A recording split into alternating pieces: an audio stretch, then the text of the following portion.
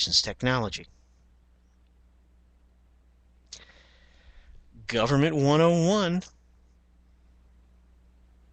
Contracting awarded to the lowest bidder, regardless of real qualifications.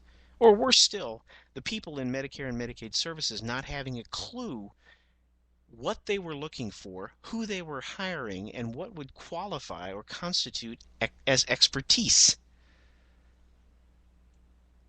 Well, as you can imagine, there's more to this story. And when we come back, we'll continue with this. You're listening to the Palmetto Conservative Show here on the CB Media Network. We'll be right back. Feeling lonely this holiday season? Looking for little human interaction? Do you want to feel contact in certain special places? Then why not go through security at an airport? The TSA. TSA agents are ready and standing by to give you a little something extra to feel thankful about this holiday season. The TSA. What are you waiting for? I want to check under your testicles. Spending time with a TSA agent couldn't be easier. Simply book a flight departing from any American airport. When selected for a full body scanner, say no. You'll be pulled aside by a TSA agent, and that's when the fun begins. And you never know who your agent will be. It could be me. Or me. Or even me. But it's probably gonna be us. Take off your damn shoes. The TSA. It's our business to touch yours.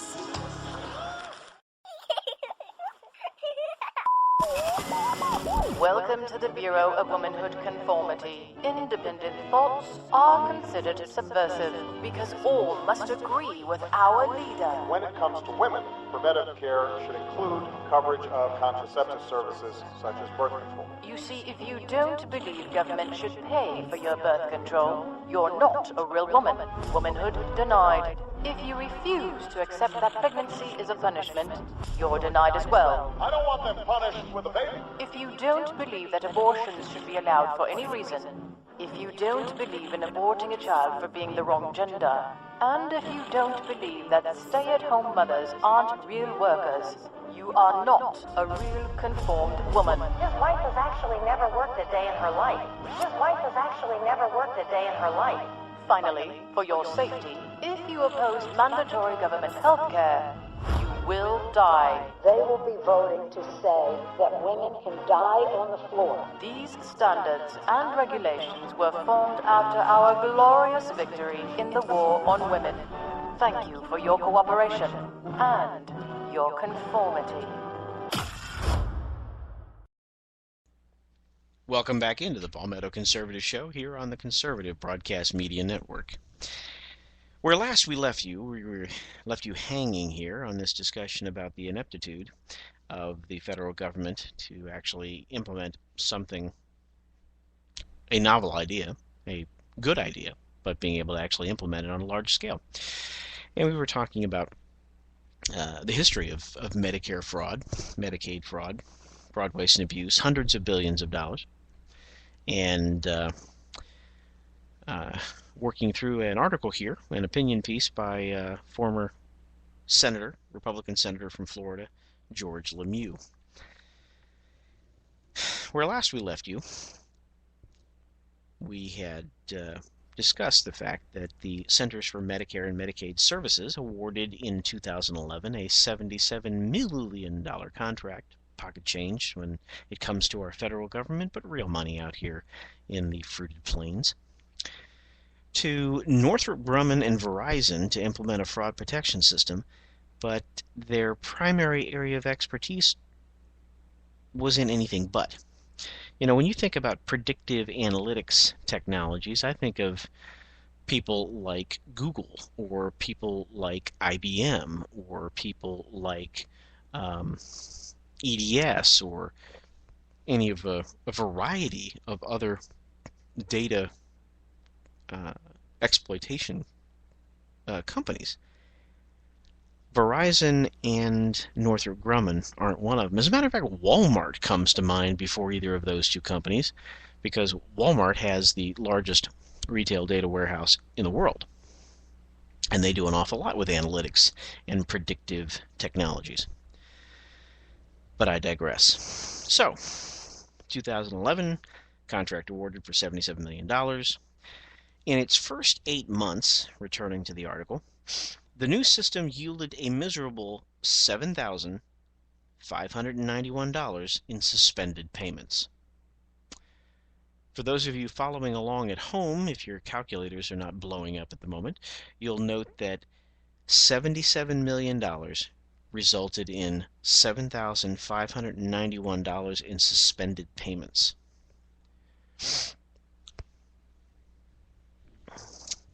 $77 million.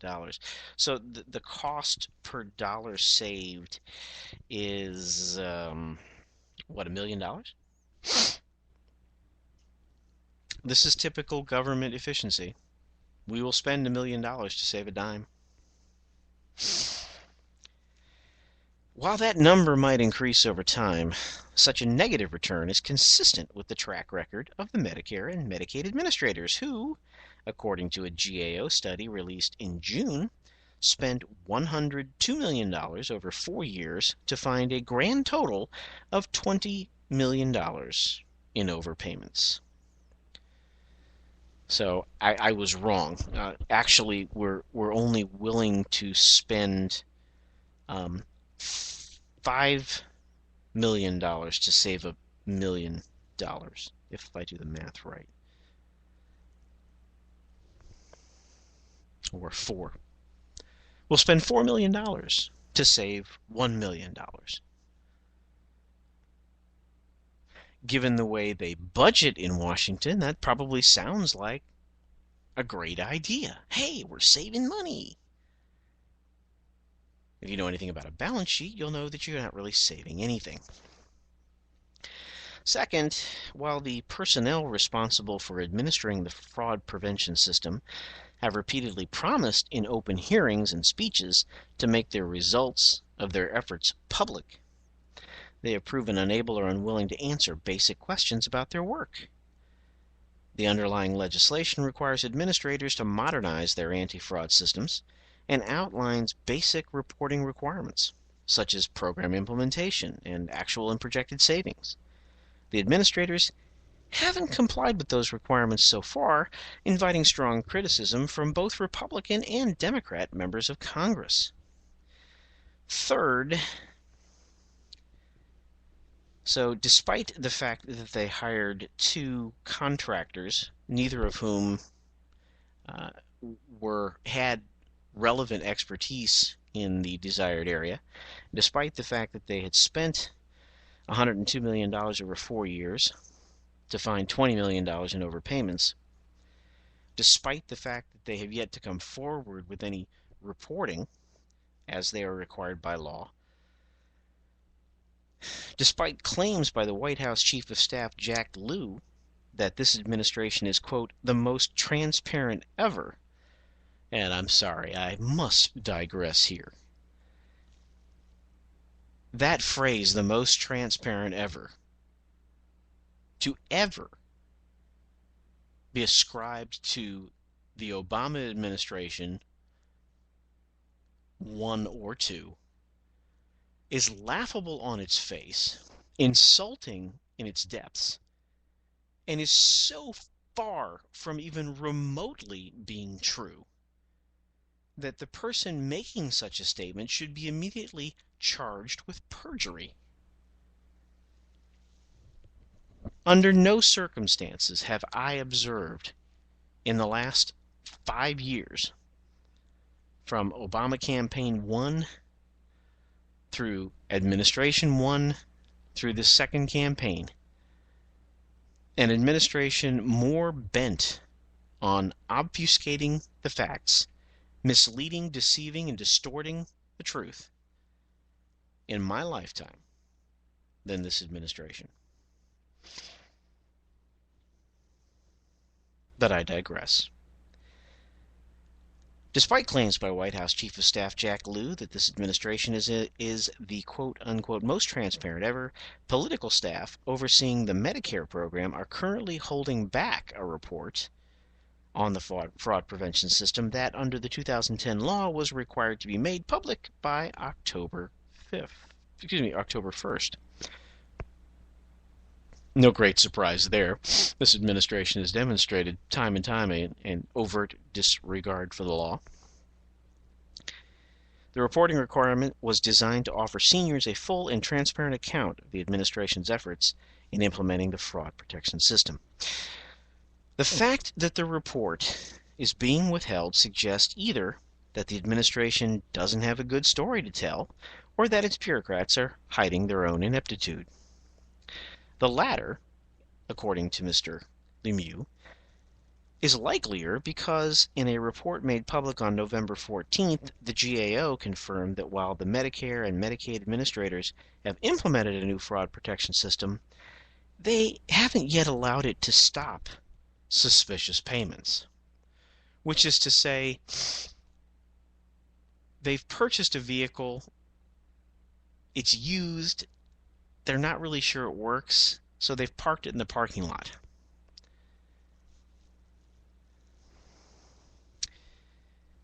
But Mr. Lemieux puts it this way: that is like installing a home security system but not responding when the alarm sounds. Without enabling administrators to stop payments or even establish goals for success, how is the administration taking a quote-unquote aggressive stance against fraud? For all of Washington's talk of the looming fiscal cliff, taxpayers are losing billions each year to half-hearted anti-fraud efforts. Although the cause of reducing waste and abuse in Medicare and Medicaid enjoys strong bipartisan support in Congress, the American people need the administration to roll up its sleeves too. Again, that from Mr. George Lemieux, former Republican senator from Florida, who is now chairman of the board of the Gunster law firm in Florida.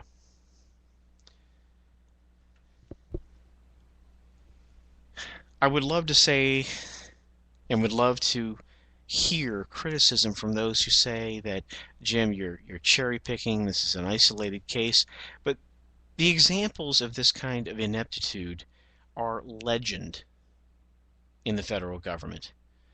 We look at the IRS system, hundreds of millions of dollars spent with nothing to show for it. The FBI case management system, hundreds of millions of dollars spent with nothing to show for it. We have Amtrak, we have the postal system. The list goes on and on and on and on, and demonstrates that big government does not do big things well, nor do they do them fast. And as I said when I was a candidate for Congress, I'm willing to give the federal government a little bit of leeway when it comes to defense spending, because at least that is one of the constitutionally enumerated responsibilities of the bloomin' federal government.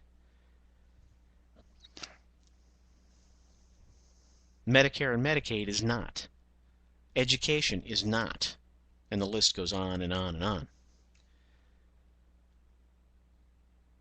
But it is what it is.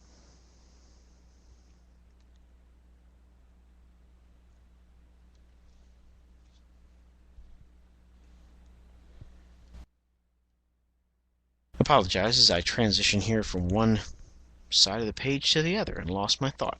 I'm going to take a quick break. We'll be back on the other side, and when we do, we will turn tail towards, well, a topic that will be very popular here in the Palmetto State, and I think is illustrative for anyone listening across the fruited plains. You're listening to the Palmetto Conservative Show with your host Jim Lee here on the Conservative Broadcast Media Network.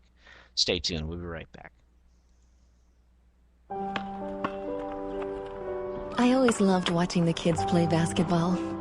I still do, even though things have changed. It's funny, they can't find jobs to get their careers started, and I can't afford to retire. And now we're all living together again. I supported President Obama because he spoke so beautifully. He promised change, but things changed for the worse. Obama started spending like our credit cards have no limit. His healthcare law made health insurance even more expensive. We've had stimulus and